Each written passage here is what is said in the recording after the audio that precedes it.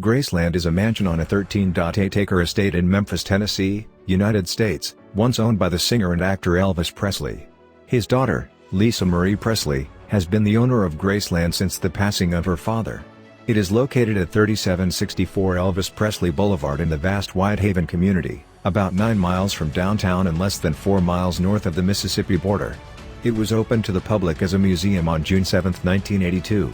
The site was listed in the National Register of Historic Places on November 7, 1991, and declared a National Historic Landmark on March 27, 2006.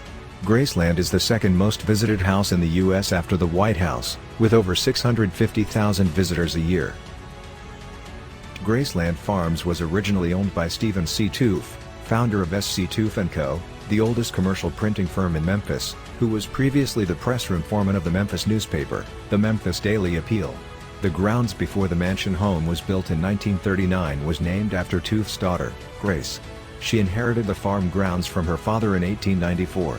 After her death, the property was passed down to her niece Ruth Moore, a Memphis socialite, who together with her husband, Thomas Moore, built a 10,266 square feet colonial revival-style mansion in 1939.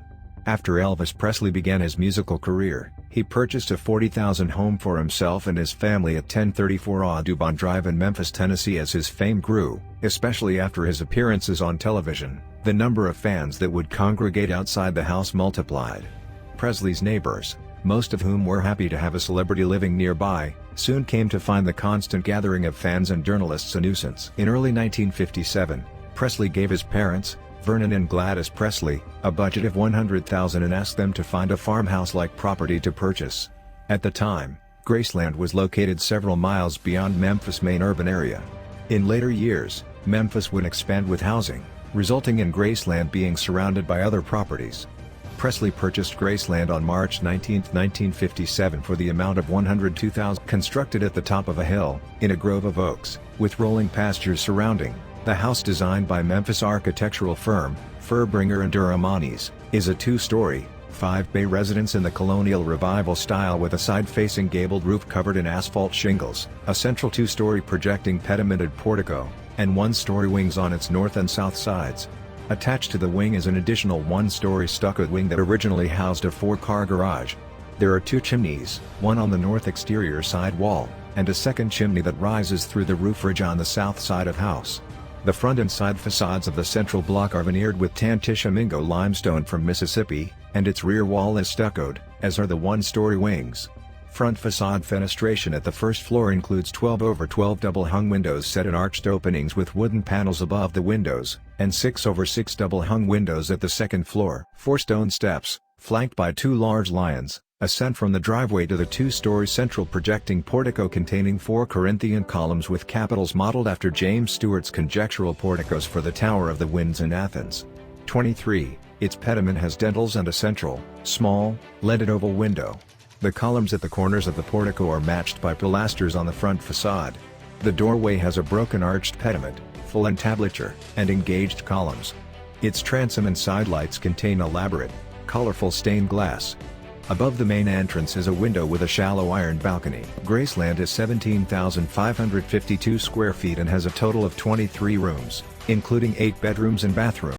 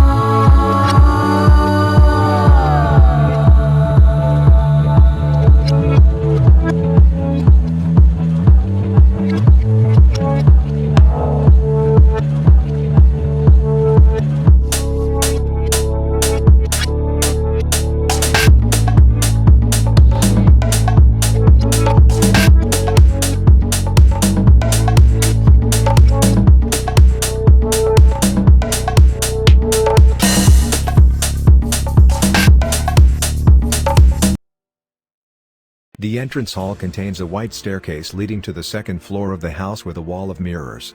The floor features Elvis' bedroom at the southwest corner that connects to his dressing room and bathroom in the northwest corner. His daughter Lisa Marie's bedroom is in the northeast corner, and a bedroom in the southeast corner served as Elvis' private personal office. The second floor is not open to visitors, out of respect for the Presley family, and partially to avoid any improper focus on the bathroom, which was the site of his death. The floor has been untouched since the day Elvis died and is rarely seen by non-family members. The original one-story wing on the north end of the residence includes a mechanical room, bedroom, and bath. In the mid-1960s, Presley enlarged the house to create a den known as Jungle Room, which features an indoor waterfall of cut field stone on the north wall. In 1976, the Jungle Room was converted into a recording studio, where Presley recorded the bulk of his final two albums, From Elvis Presley Boulevard, Memphis, Tennessee and Moody Blue. These were his final known recordings in a studio setting.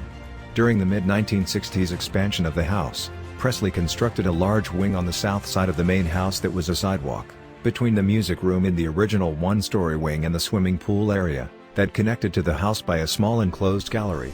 The new wing initially housed a slot car track and to store as many items of appreciation, but was later remodeled to what is now known as the Trophy Building. The Trophy Building now features an exhibit about the Presley family, and it includes Priscilla's wedding dress, Elvis' wedding tuxedo, Lisa Marie's toy chest and baby clothes and more. Basement, TV and billiard rooms. The TV room in the basement is where Elvis often watched 3 television sets at once, and was within close reach of a wet bar. The TV room's west wall is painted with Elvis' 1970s logo of a lightning bolt and cloud with the initials TCB, for taking care of business in a flash. The south wall has 3 built-in television sets, a stereo, and cabinets for Elvis' record collection. Opposite of the TV room is the billiard room. Elvis, an avid billiards player, bought the pool table in 1960 and had the walls and ceiling covered with 350,400 yards of pleated cotton fabric after the 2 basement rooms were remodeled in 1974. After purchasing the property, Presley spent in excess of $500,000 carrying out extensive modifications to suit his needs, including a pink Alabama fieldstone wall surrounding the grounds that has several years' worth of graffiti from visitors, who simply refer to it as the wall, a wrought iron front gate, designed and built by Abe Sauer, that was shaped like a book of sheet music, with green-colored musical notes and a silhouette of Elvis. Presley also installed a kidney-shaped swimming pool and a racquetball court. The racquetball court is reminiscent of an old country club, furnished in dark leather and a functional bar. There is a sunken sitting area with the ever-present stereo system found throughout Graceland, as well as the dark brown upright piano upon which Elvis played for what were to be his last songs, Willie Nelson's Blue Eyes Crying in the Rain and the Righteous Brothers' Unchained Melody. Reports conflict about which one was the last song. The sitting area has a floor-to-ceiling shatterproof window designed to watch the many racquetball games that took place here when Elvis was alive. In the early hours of the morning Elvis died, his girlfriend Ginger Alden, his first cousin Billy Smith and Billy's wife Jo played a game of racquetball, ending the game with a song on the piano before Elvis walked into the main house to wash his hair and go to bed. Today the 2-story court has been restored to the way it was when Elvis used the building. One of Presley's better-known modifications was the addition of the meditation garden, designed and built by architect Bernard Grenadier, that was used by Elvis to reflect on any problems or situations that arose during his life. It is also where he, his parents, and grandmother, Minnie Mae Hood Presley, are buried. A small stone memorializes Elvis' twin brother Jesse Guerin, who died at birth. Elsewhere on the estate is a small white building that served as his father's office, an old smokehouse that housed Elvis' shooting range, and a fully functional stable of horses.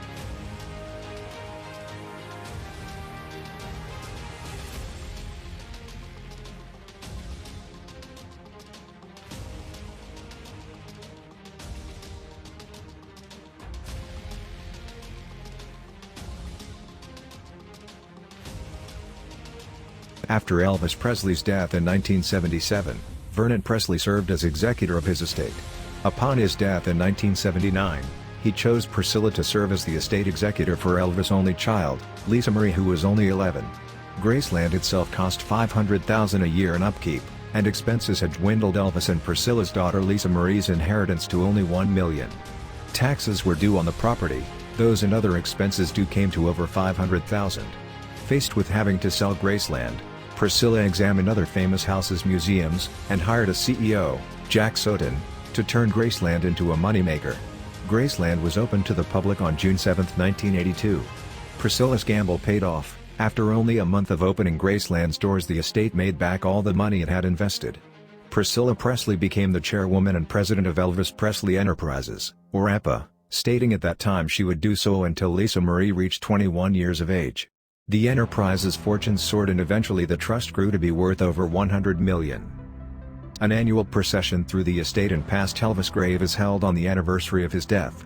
Known as Elvis Week, it includes a full schedule of speakers and events, including the only Elvis Mass at St. Paul's Church, the highlight for many Elvis fans of all faiths.